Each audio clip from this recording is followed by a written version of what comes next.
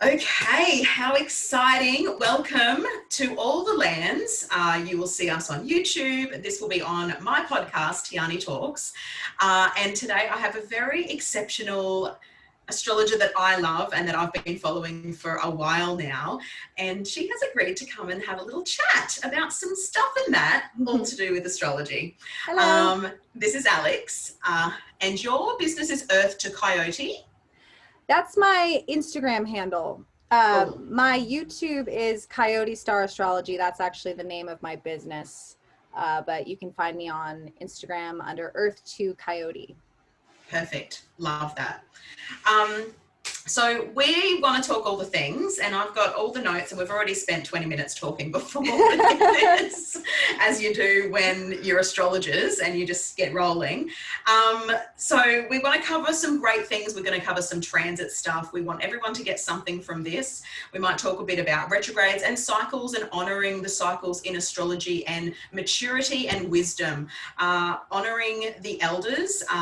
Alex talked really potently about the elders not having any respect and everything's so youth cultured, and I love that we both sort of have this same alignment with you need to get to your first Saturn return, bitch, and then and then I will take you seriously. So I think that talking about some of those cycles, midlife crisis cycles and so on and so forth are really important too. What's happening in the skies today is really rad, so we'll talk about that. But first things first, of course, we must know a little bit about Alex. So please give us a little welcome. Tell us, of course, your sun, moon and rising. We all have to know that first and foremost. And when you got into astrology and how long you've been studying and how is it your language and what do you I know all things astrology you want to talk about, but also the passion around your astrology practice. Sure, I'd love to. My sun is Sag, my moon is Libra, and I have a Aries rising, loosely conjunct my North Node in Aries. Well, similar to you, as we discussed before we started recording, I've been into astrology as long as I can remember. I was born into kind of a semi-conventional conservative Catholic sort of upbringing, and was forced to go to Catholic school for a while and hated it. This is such a reoccurring themes with my clients too. This seems to be like a story of what people go through of, kind of being forced to go to church and never resonating with it, but always resonating with a higher power of some kind. I always tell people, I've always been connected to like my spirit. I knew that there was something bigger. I just didn't have any kind of framework for what that could look like outside of organized religion. So I became very angry, and then I kind of swung wildly in the other direction where I got kicked out of Catholic sort of school, and then and then became an atheist. Because I didn't know that there was another option. It was kind of just like, well, I don't, this is all crap. And then but still always had that feeling that there was something more. And I had an aunt gift me an astrology book when I was about, I don't know, maybe like 7 or 8. And for some reason, it always fascinated me. Even though I didn't particularly believe in it, it fascinated me. And I probably read that one book cover to cover many times. And then I would go to the library at school. I didn't have that many good friends. I had like 1 or 2 best friends, and I would just go to the library at recess and I would read the metaphysical section of the library, which was about this big. And it was like ghost stories, aliens, UFOs, and like 2 astrology books. And I read that whole section back to back to back. And then probably, I would say around 2010, had a pretty crazy awakening. And at that point, I knew a lot about sun signs, but I don't even think that I knew that houses exist or anything like that. And then just slowly over time became more and more and more obsessed after 2010. And then it was in 2016, I was doing charts for friends and stuff like that. And I did a chart for a chick I was sitting next to, and she was like, wow, you're really fucking good. Have you ever thought about doing this for a career? And I was like, no, I've never, no. She was like, why? You're really good. And then I didn't even know that like you could make astrology a career. It never dawned on me, you know? And then I was like, oh my God, this is all I ever want to talk about. Just like you were saying, like, I can't stop thinking about it. It had taken over my mind, you know, and it, because it is a language and you start thinking in the language, then you actually can't see anything outside of an astrological way of looking at it. And I basically from 2016 on, I haven't stopped studying, and I made it my profession 4 years ago. Amazing. And I do love that you say, because some people, you know, my kids always say, oh, you bring astrology into every conversation. I said, because it's the answer to everything. Yeah. Like, you know, it's so bleedingly obvious, and you're so right when you say, once it's like you can't learn Spanish and then unlearn Spanish. Like once you know it, you know it. And if you go to Spain, you're not going to try and speak Japanese. And so that's how the language takes you over in a way, you know, in a great way. And I find that there can be a fine line, of course, too, about obsession. I mean, I've got Pluto on my first house, but the thing is that it's a healthy obsession in a way that exactly what you said, it just, you can't unsee or unknow the language.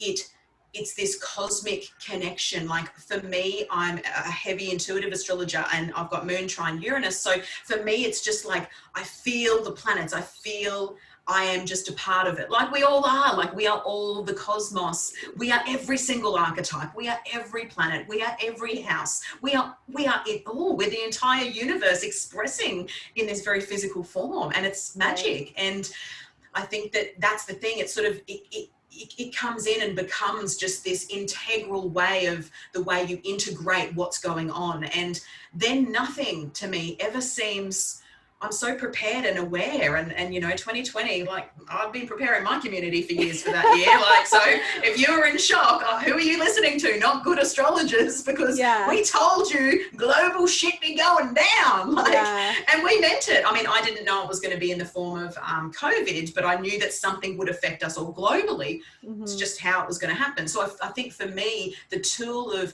setting you up and knowing that it's being prepared, it's being aware, right? Like understanding that, yes, the storm might be coming up, you're going through a Saturn this or a Pluto that, but you work with that, because the planets never do anything to us. And that's the same as, you know, us sort of earlier just talking about retrogrades. Like there's this big fallacy around them being bad and scary. And you wanted to talk a little bit about how the transit retrogrades, what they're actually here to teach you. So I would love for us to sort of have a little spiral into a bit of retrograde talk before we keep going. Yeah. Oh, you want to go to retrogrades now? Oh, I don't know. Where do you want to go?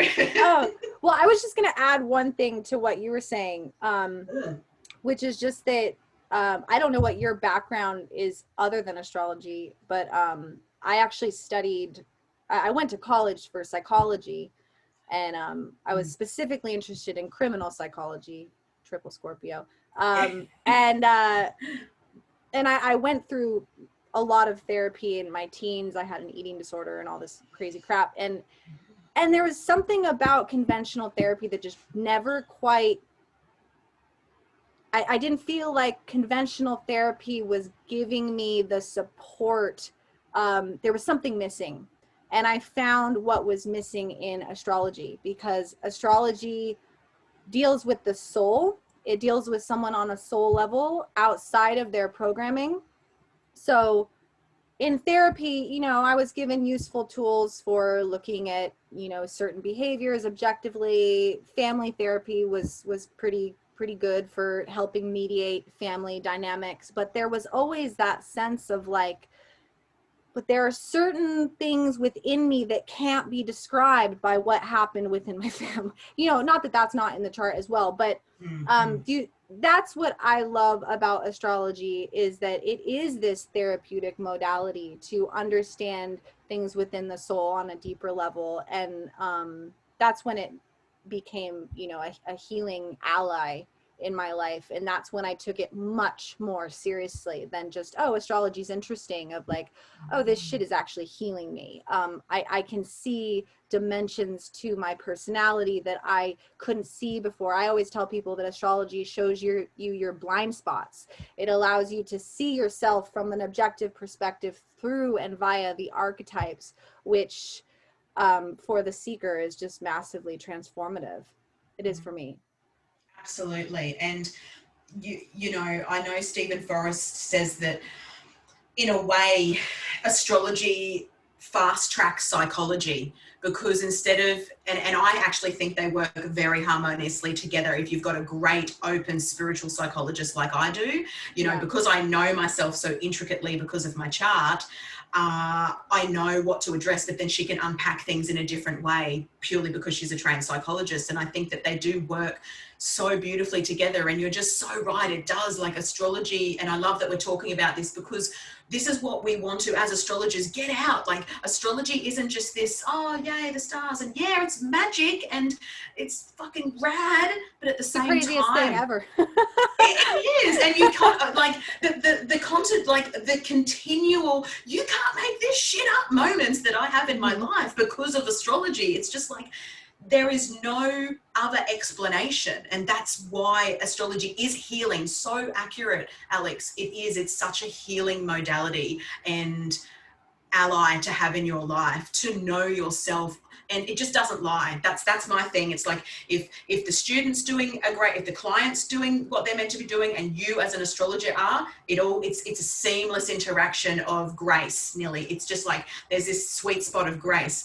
But if there's denial in the person, the chart says it, and until you're ready to see that, it doesn't matter. Like, it doesn't matter if you like it or you don't like it, it's there. And something that I even learn off Dave, the Leo King, is he said something so accurate for me, which I've always, you know, my background is pretty much, I was a mum at 16, childhood runaway, you know, just a little bit wild, had a, you know, shitty upbringing, all the story stuff. But, you know, becoming pregnant at 16 and astrology being, you know, such a language. And then in my 20s, like I just obsessed with astrology. And then really in my 30s, really started to read more charts and all those sorts of things.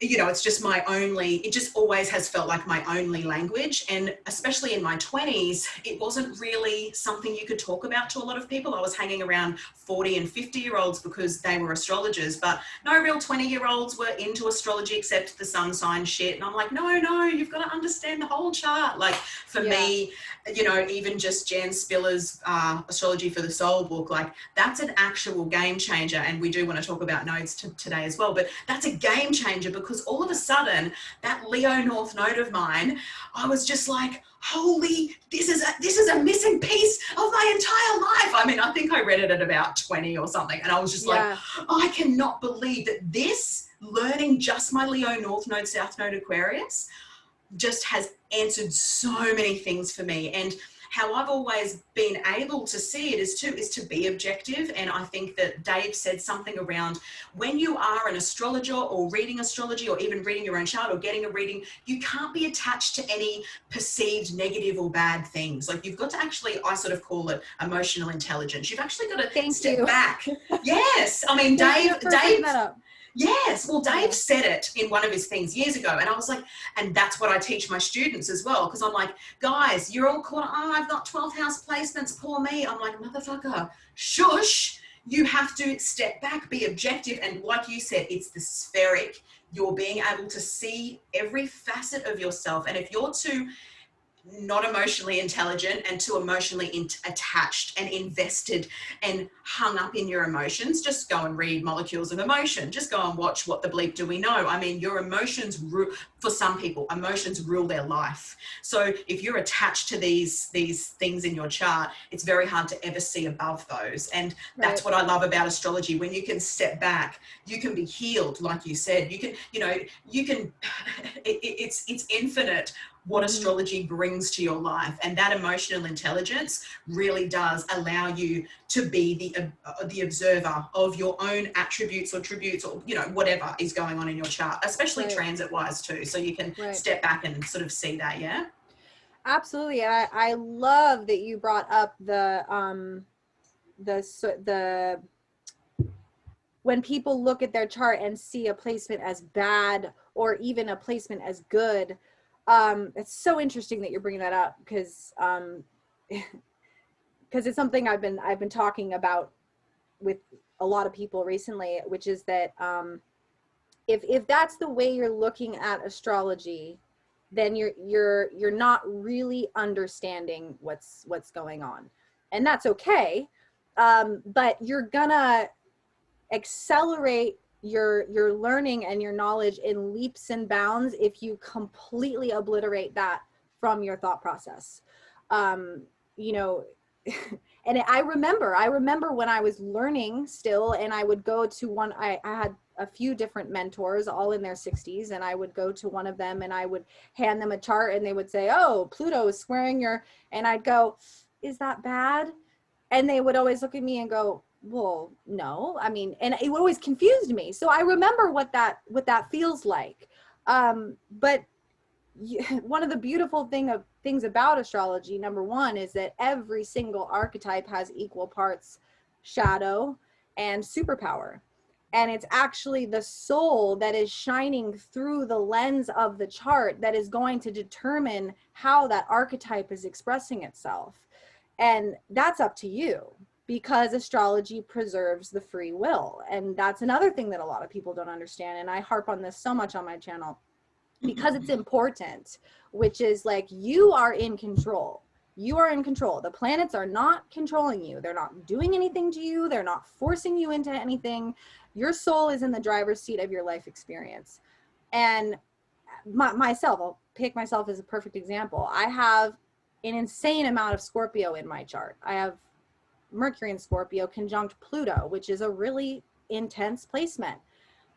If I'm not in the driver's seat of my consciousness, that placement can drive my mind into some really, really bizarre, awful places, because my mind can become obsessive. It goes into those Scorpio places. But if I'm pulling it up into its exaltation, that's where I can research something for hours and absorb all of the details. And I like, good luck lying to me. You can't lie to me, because my mind can just scan. It's like, it's up to the soul to dictate how those archetypes are going to express themselves at any given moment. It's completely your responsibility. And there's no good chart. There's no bad chart. There's snowflakes. And, you know, it's up to the soul and the soul's wisdom to drive that chart where it wants to go. And that's why I love the nodes, because it's essentially the guide to how to get to the next level of the video game faster through awareness, you know. I had another point, I can't remember. Well, and I love, because we are responsible, and what I find is that because the planets aren't doing anything to you, if you're lying to yourself or if you're suppressing something, of course a certain transit might reveal some truth. And it's whether you're willing or not to look at that truth. And so that's where, yes, I'm just about to have Pluto oppose my moon for the next 18 months. And I'm not scared, because I've done a lot of work on myself for 20 plus years. I know my nooks and crannies. Will there be things that take me by surprise and be mysterious? Absolutely. I want that to happen. I'm a human still, right? Yeah. But the thing is that exactly what you said, Alex, is we are the activators of our own chart. That's how I like to see it, is that, you know, we're activating our chart. And I love, you know, one of my favorite quotes that I've always used is, the fool obeys the chart and the master rules the chart, right? And that's just what it comes down to, because it's still the chart. And if you want to master it, you do exactly what Alex said. You supersede that Mercury-Pluto. Mercury-Pluto conjunction is an amazing conjunction in the fact that your words can heal or harm. So you know when you are actually that magician and healing people, and you know when you're out of alignment and you're harming. And so the more aware you are, the less you will do the thing, right? And the more you will do the superpower. Exactly. And it's the same. It's like, we could look at Oprah's chart, and then someone else born nearly identically to Oprah, that's a heroin addict. You know, Oprah still had, you know, Oprah's got a grand trine in her chart, but she didn't have this easy life because, again, there's no good or bad charts. Oprah's chart would be seen as, especially with, you know, positive aspects, flowing aspects like trines and things like that. Like, yes, but I sometimes find that there's something there with the trine person that more people with squares, you know, their success comes through something very different sometimes than the trine chart. And absolutely. It's not about, that's the thing. It's like, that's why you can have similar charts, but, oh, you chose drugs and you chose stardom, or you chose this or you chose that. And of course, there's lots of indications of other things in charts, of course. But again, I'm talking and speaking to exactly what you said, is that we are the creators and we activate our own charts and our own essence, and the planets will never, ever, ever do anything to us.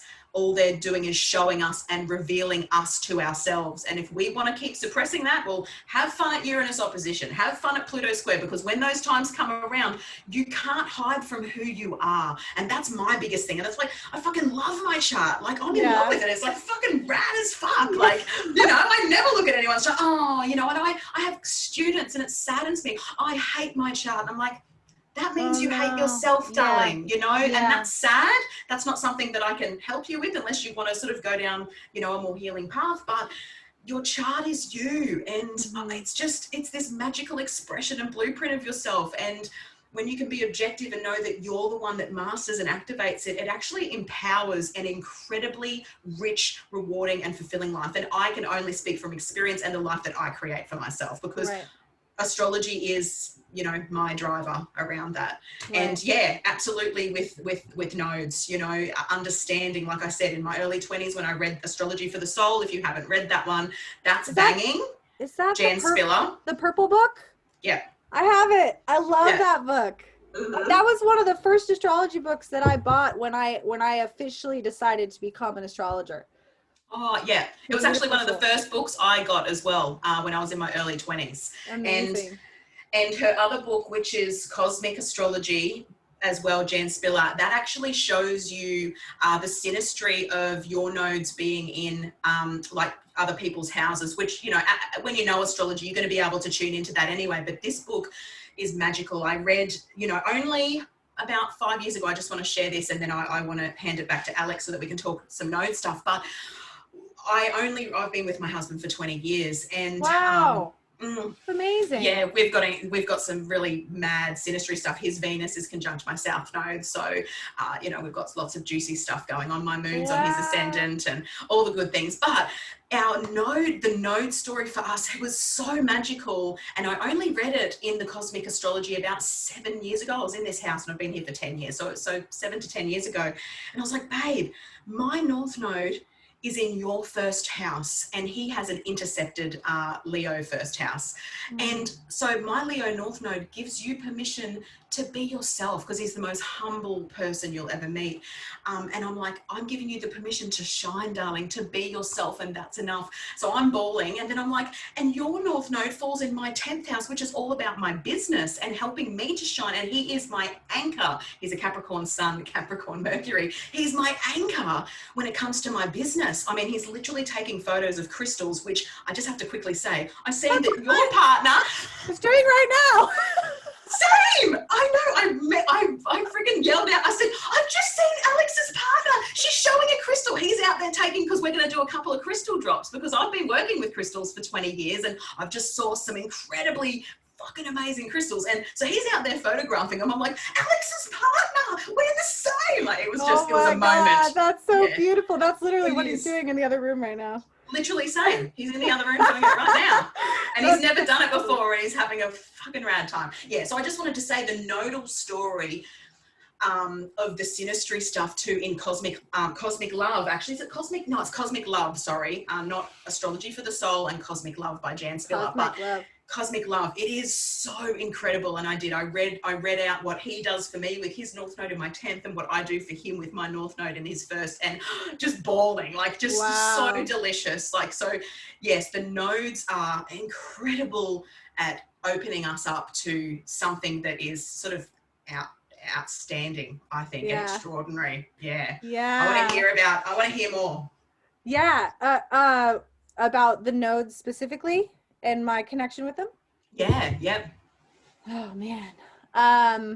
Well, I'm dropping my course tomorrow, which is all about it. It's my first Yay. official astrology course, which I had to do on the nodes because it's my obsession.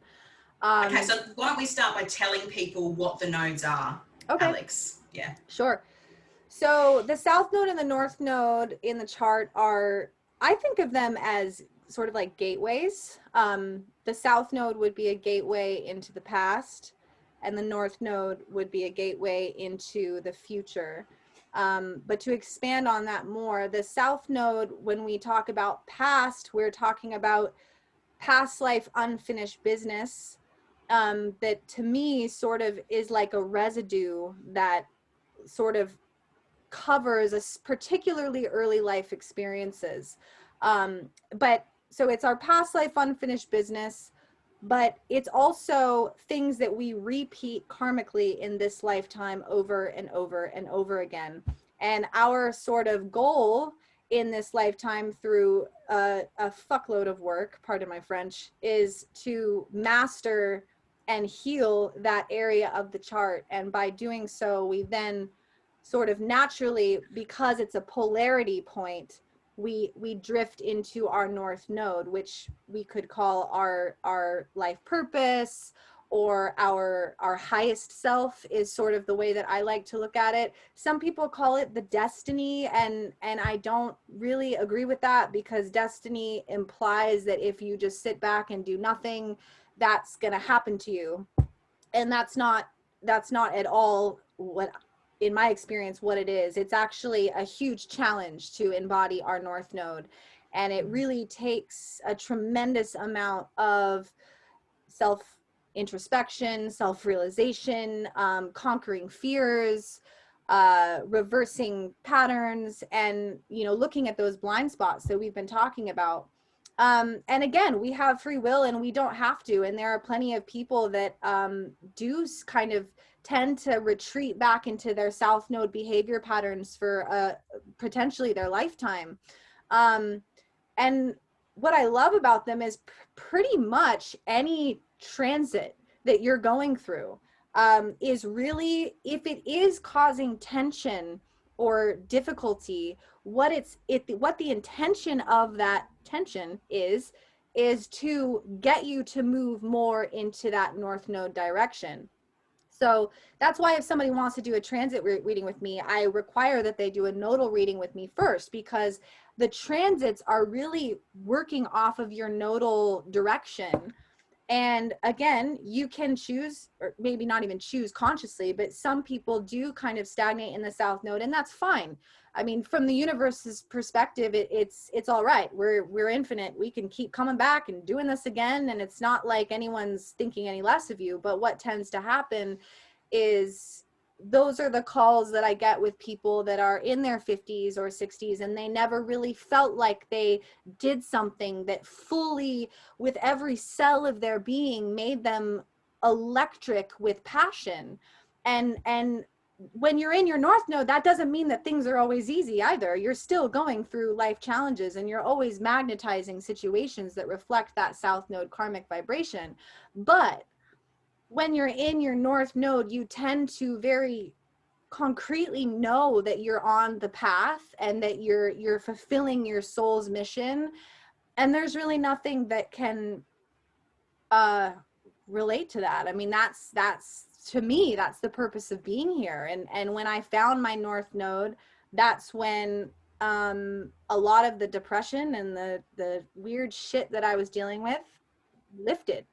And it was like, oh, I know why I'm here. And that's why I get out of bed in the morning. And it's not work. It's my life's work, and it's my masterpiece, and it's everything that I live for.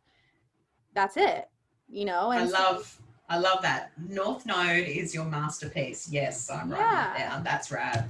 And that's why I love doing this work with my clients, and why I as an evolutionary astrologer, I basically tailor my reading to the south node and the north node, is that I want to hand that empowerment to my clients. And if they're already there, I want to confirm that. And if they're not there, I want to help them get there. And it fucking works. So, and it changes people's lives again and again and again and again. And it helps them make sense of the things that have happened. You know, we all come in with wounds, every single one of us. Traumas are unfortunately incredibly common, and it helps make sense of the nonsensical. It helps give order to chaos for me. Yeah, for sure.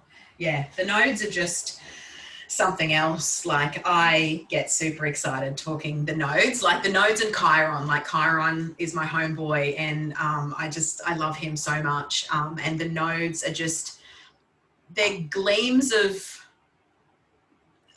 you know, like you said, masterpiece. You know, I don't want to say optimism, because of course there is the hardship around the activating them as well, because the pull of the South Node is comfortable. And for some people, like you said, it is okay. Like, if that's what you want to continue to do, like, again, that's how you are activating your chart, or your, you know, where you're putting your attention, right? Mm-hmm. I wanted to just ask you sort of what you think about, because it's sort of a bit of a, most astrologers sort of think that when you've got planets in your natal chart square the nodes, that it's a skipped step in the past life. How do you feel about that? I mean, as a unofficial student of Jeffrey Wolf Green, I would agree with that, because I respect his work and he hasn't failed me yet. So that's his terminology, is it? Just clearing that up. Yeah, as far Awesome. far as I know, Mm. I suppose don't quote me on that, but I know that that's in his literature. Perfect. I and from my experience, that would make sense. And actually one of my best friends has that placement, and it is a skip step, and it seems very important, and that the soul revisit it for some reason. So it's rather than looking at it and trying to avoid it, it seems more likely that you will naturally magnetize that situation to you to work through the skip step. Yeah, and time again too, from what I've seen in readings as well. Mm-hmm. Yeah, it's a common thread within the natals, the native's life. Yeah, for sure. Yeah. So it's like, yeah, it's sort of like, I guess thinking about it from like a soul perspective, it's like, well, it must be important if it's showing up again. So if I had that in my chart, I would probably be like, well, what is there that I need to learn? Because if it was important enough to follow me from the past lifetime, then it's probably really important. And I'm gonna like, you know, investigate. Yeah. Yeah, and your North Node being in Aries, you know, in the first house in Aries, Mars is your, you know, your chart ruler. Your North Node, you know, is Aries as well. It's sort of like this, when I seen that, I was like, yes, you know, she really does embody that. I mean, it's a very, I have a real affinity to Athena, and I see that North Node in Aries very Athena-like, you know, she is the warrior, and she's the wise one, right? Like, and coming back to the self for you must have been liberating, especially if you had sort of dived into that, you know, very Libra South Node as well, where, you know, the other can be more significant, or the repression, or those sorts of things, you know, that and what I've often seen in my own, not you per se, but in my own client readings with that nodal axis, is once they find that, hey, Aries is my North Node, that is my direction, that is where I'm heading, it's okay to be me, and it's okay to go, actually, I've got some boundaries going on here now, and I'm going to embody the Aries archetype as what I'm here to progress in this lifetime. It's sort of, it's a real liberation, isn't it, to discover and uncover your own natal North Node, I believe. Yeah. Oh my gosh. Yeah, it was and is a liberation, but I mean, just like any North Node, it was also incredibly painful. I had, you know, you've seen my chart, my past relationships were really intense. Venus in Scorpio conjunct Pluto. I mean, it was that stellium in the 7th house of yours, and 3 planets in Scorpio. That is. Yeah, it was intense. It was very Yeah. femme fatale, like very karma bonding kind of stuff, you know. Yeah. That at the time I thought was true love, and it was love, but it wasn't healthy. Lots of codependence and lots of really tumultuous, and every time a relationship would end, I would go through this horrific death rebirth process where I felt like my soul was being ripped out of my body, and on a spiritual level, I guess it was because of Pluto. So finding my North Node really meant leaving that level of that kind of intensity behind, and realizing that the way that I was even looking at relationships at all and what love really is was a little bit distorted and dysfunctional and toxic and not sustainable at all. And this kind of like over glorified, like twin flame, I can't live without you type of vibe was replaced with the Aries North Node, which is like, you know, I still have Venus and Scorpio. I'm still, you know, my partner now, it's total most incredible person I know, and we're very soul bonded, but there's also that he's an independent person following his own path, and he supports me in being an independent person following my own path. And yeah, so along the way there was a lot of relationships that I had to kind of go through that phoenix with, which was incredibly painful. So yeah, stepping into the Aries North Node, to answer your question, incredibly liberating, and also, like you said, learning boundaries of not letting certain kinds of energies and patterns in relationships continue. And so much of what you said then about your relationships, yes, while so the karmic aspect of any planet in the 7th house is karmic around relationships, but 3 Scorpio planets and the South Node Libra, that South Node Libra, again, there's that codependency, like I can't live without you, the twin, you know, the very, I call it the spiritual entertainment industry, you know, like that's, you know, I've just finished writing my first book, which is called Everyday Enlightenment, Magic in the Mundane, because for me, you know, I sort of want to myth bust some of these very money-driven modalities around twin flames and thinking that someone's your other half. And I think I quoted something like, I'm not fucking Voldemort, like my soul isn't split into 7 pieces, like no one is my other half, I'm whole and someone else is whole. But that's my chart and my experience, and I understand that's going to be very different. I've got Mars in my 7th house in Taurus, so I do still have that very strong relationship stuff going on, but everything that you described then too was such a liberation from your South Node as well, like from your past, which is just amazing. And it's such an invitation. I hope that this conversation does invite everyone to dive deeper and or definitely have a reading with Alex, because it's the first thing she said to me. She goes, oh, Saturn's just come off your South Node, like how are you? And it's like boom, like that's the first thing. My first thing was like, oh, we're 8th house suns, of course we're 8th house suns. And we've both got Jupiter in the 12th house too, which is such a magical thing. And you know, that Jupiter trining, you know, that Scorpio stellium too, like amplifying all of that too, making it bigger but beautiful at the same time. And yeah, you know, the nodes, let's talk a little collective node stuff, because I think it's really relevant what we're going through now. I want to have a speak to, I love that lockdown happened at, you know, the South Node being at 0 Capricorn.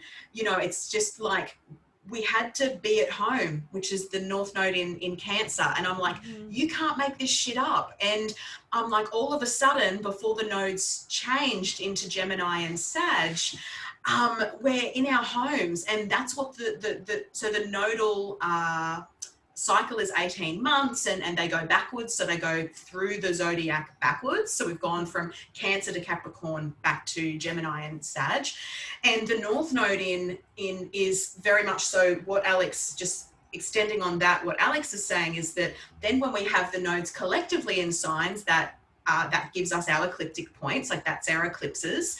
And that wants to bring collective change. So it's very tribal, it's very collective, all of us, you know, all of us being rebirthed into something different. And the North Node being in Cancer was like, come home, you know, what's your home, your center of home? Like move away from patriarchy, move into matriarchy, you know, less, I felt it being like less like yang and force and old king ways of going, oh, I need to make money and I need to fucking step on people. And we watched the governments collapse. We watched what happened with the Capricorn South Node.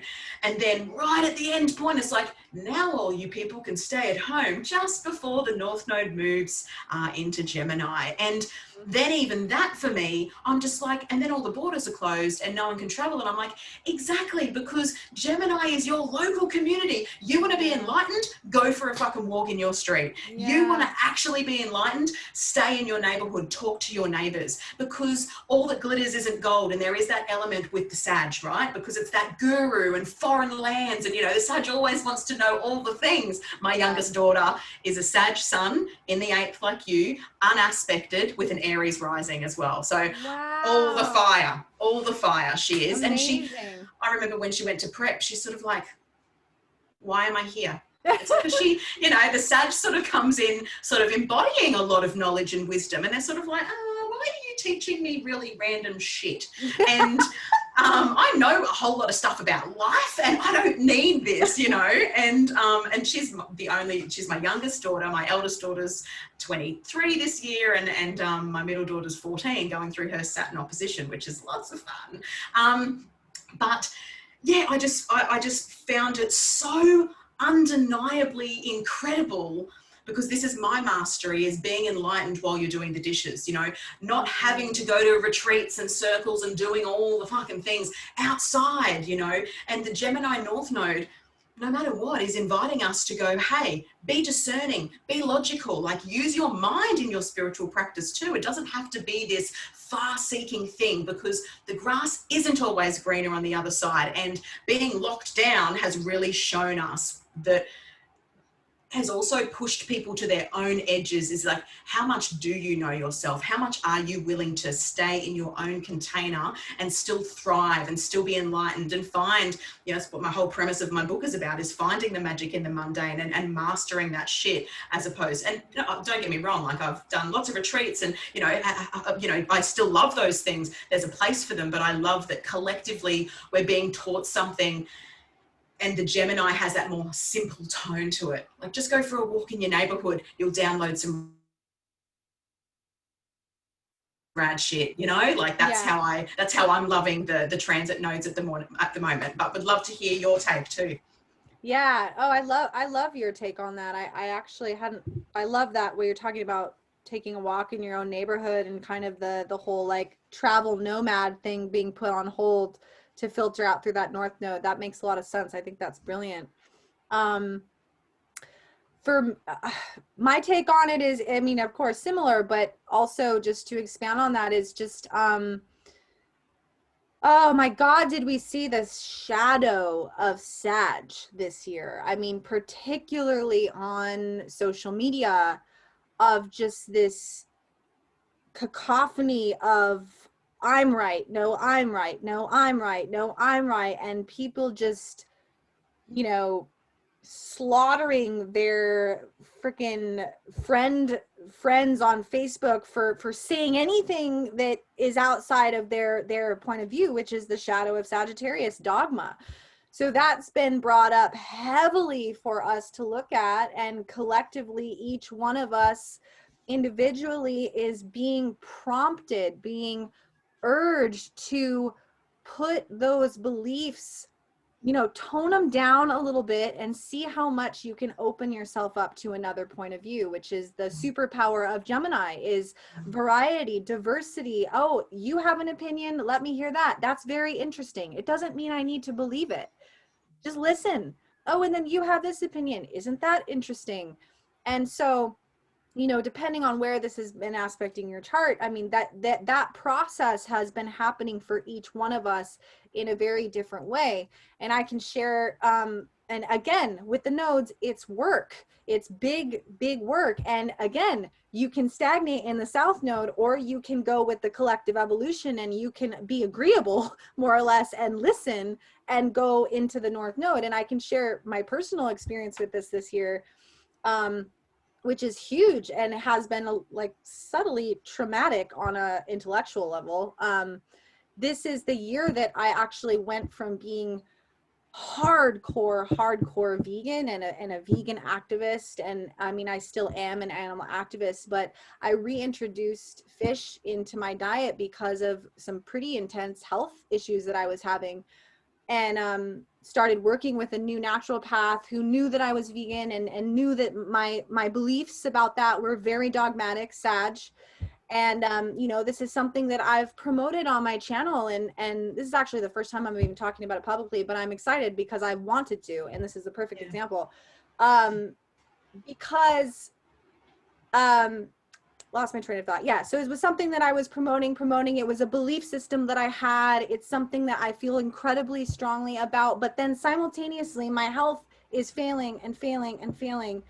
And so I started working with this naturopath, and she was really like begging me to add fish. And I was like, no. And then I had tried everything else. And I finally agreed. I was like, okay, I'll try it for 6 months. And if it doesn't fix itself, I'm going back to vegan. And it was so hard. I mean, the switch to that north node of like, I felt shame, I felt fear, I felt like, what am I doing? This is terrible. And then lo and behold, I'm starting to feel better. And then this was, you know, threatening my pre-existing framework of like, oh my God, I've been wrong. Holy shit. Like, fuck, you know? And then, and not to say that I think that veganism is wrong. I think that I did it wrong. And that's my lesson, you know?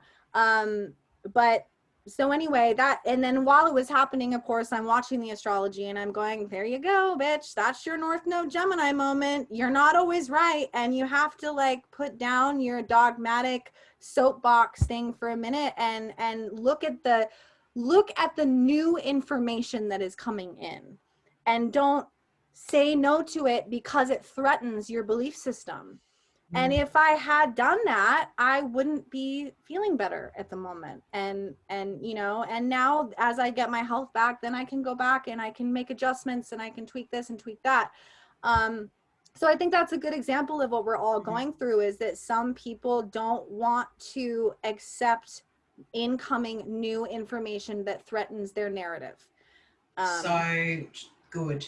Thank you for sharing that. I really appreciate that vulnerability and sharing that, because that belief, it's a big one, you know, and to have that questioned where you have to, you know, it's sort of like, you probably don't know James Rain, but he sings an awesome song here. He's an Australian country singer or something like that. It's not my type of music, but there's this song, it's called Reckless, and it's like, throw down your guns, don't be so reckless. And that's sort of how I'm seeing this. It's just like, throw down the defense, throw down the armor, throw down your beliefs, throw down being right, throw down not wanting to change, throw down those things. And right there is the perfect example of what we are all going through on some level, of where we're going to stay curious, invite new ideas and information, and being able to go, oh, that person doesn't agree with me, keep scrolling. You can shut the fuck up. It's actually pretty easy. You can still have a good day, right? Like, you know, and so I think that it was really brave, you know, brave of you, not just to share that with us and your own community as well, but when there is a very righteous thing, and me and my husband were talking about this over a beer last night, because he's going to join and do some podcasting with me soon too, because he listens to every side of everything, and he's just like, how can anyone be so black and white and definitive? He's like, and he just wanted to share this, and he'll share it in a better format when we actually do a little podcast series. But he's just bringing up anti-vaxxers. He's like, that's great that you're in Australia, in one of the safest countries, that you can make any decision you want, if you want to vax or not vax, on your iPhone, you know, all these sorts of things. That's great that you don't want to vax, but you're not a Sudanese mother. And when you say that you're anti everything, then you're anti that poor woman whose children are going to die if they don't get a vaccination. So, and he sees everything on this most I call him like a global global empath, like, and I'm sort of not, you know, so I'm a bit different, and I can definitely be a little black or white too. Let's just be really fucking raw right there. I can. Mm-hmm. I'm an all or nothing person, you know. I've got a stellium in the 8th and Pluto in my 1st. It's very all or nothing. Mm-hmm. But having him is just this balancer, like he's this equanimity for me. And it's just like, yeah, like, and so when we are going, I'm this and this is the only way, then there's no room for anything else. Mm-hmm. You know, no Mm-hmm. room for anyone, no room for something else that's really magical to Mm-hmm. come into your life because you've shut it down before you even begun. And I think that's very much around this Sagittarian South Node shadow and Mm-hmm. the coming into this more lighter, curious, and still being logical and discerning, because we can still be awake, spiritual, rad beings, but be logical, have some emotional intelligence and not just be caught up in the hype or in the drama, you know. And Right. yeah, I really, really love that that story, because it really does highlight exactly what we are all individually on some level grappling with, however that is, giving up being right. Yeah, exactly. If it's just that, that is amazing. Yeah, exactly. Exactly. Yeah. Mm. Well, I think that we could keep talking for a million hours, let's be honest. It's Friday night where you are, it's Saturday afternoon where I am, and I did want to, you know, I think there's many other topics that we could dive into, and maybe we could do another podcast another time, Alex. Absolutely, I would love that. Yeah, because we did want to talk about some other things as well, but I really feel that I've just loved this conversation. It's been rich, it's been raw, it's, you know, hopefully, you know, lube everyone up for something juicier to look at in their chart. Yeah. And to even have a look at where those transit nodes are happening, guys, in your chart. Like, check out that Gemini and Sag house, you know, like you really, and it's cool too, because today, as me and Alex talk, you know, let's just end with this, because I know that you said the moon's exactly conjunct the South Node. Yeah. And the sun is square the nodes right now too. Yeah. So this conversation is kind of like playing the role of the sun, of illuminating that space between the South Node and the North Node. Yeah, absolutely. Yeah, and then having the moon on the South Node too. Totally. Why don't you share a bit about where people can find you, so when I put this up on my channel, they can find you as well? Oh, thank you. Yes, we're both recording this. So, yeah, I'm Tiarnie Talks. So my pod is Tiarnie Talks, and yeah, Instagram, I'm Tiarnie Talks. I'm just Tiarnie Talks, because that's what I do. I've got Mercury in Gemini. I do a lot of talking. Mars is on my Gemini right now. So, you know, that's why I was like, if I bring up another topic, we're gone for another hour here. So I would love to connect at another point in time too, and chat something else really rad to share with our communities, Alex. Sounds awesome. You've been lovely. Thanks for having me. Oh, it's my absolute pleasure. And for everyone else on my channel and my podcast, please jump over and follow Alex on Instagram. Her writing is just magnificent. You know, I had a bit of a fangirl moment when Alex shared my Virgo full moon post, but I've read hers, and it's the eloquence, and again, this is Pluto conjunct Mercury, right? Like, it's so it's rich, it's really rich. I'm getting goosies, because I love, and as much as it can feel, I don't have this placement, and I can very much understand the darkness or the heaviness or the depth of this placement on a mental level, but the ripeness and the succinent, you know, that it's delicious. And I always, whenever I see a client with Pluto Mars conjunct in any sign, I mean, especially Scorpio, but in any sign, Pluto Mercury in any sign, I really, you know, I lead them to that book by Don Miguel Ruiz, The Four Agreements, you know, the words, you know, when we're being impeccable with our speech, because this is someone who does heal with their words. Their words are their medicine. And when you go and check out Alex's Instagram, Earth to Coyote, and then Coyote Star Astrology on YouTube, yeah, just obviously she's an incredible speaker, but also her writing is really magical too. Thank you. It's an honor to actually be able to share with you today, and especially when the nodes are just doing really cool things. Like, it's just like, yes, this is exactly what we were meant to talk about. Thank you. It's always like that. My absolute pleasure. So thanks everyone for listening, and we will see you again soon. Bye. Bye.